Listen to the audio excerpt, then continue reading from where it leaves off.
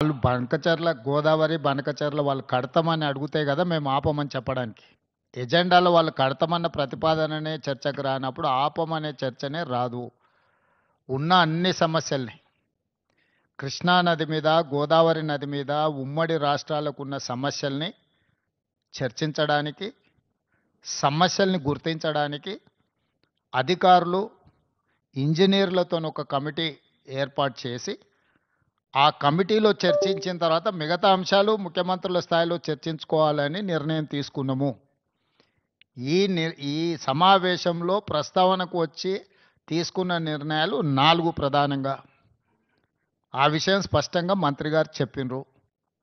So, ఈ ఆఫీసర్ల committee వచ్చిన తర్వాత నీటి కేటాయింపులకు సంబంధించి గానీ, కొత్తగా ప్రాజెక్టులు నిర్మించుకోవాల్సినవి గానీ, పాత ప్రాజెక్టుల యొక్క అనుమతులు గానీ, వాళ్ళు ఆల్రెడీ కడుతున్న ప్రాజెక్టుల మీద అభ్యంతరాలు గానీ, వాటన్నిటిని కూడా 30 రోజుల్లో మన తరఫున ఉండే అధికారులు, అదేవిధంగా ఇంజినీర్ల కమిటీ ఇష్యూస్‌నన్నిటిని కూడా గుర్తించి వాటన్నిటిని కూడా చర్చకు తీసుకొస్తది.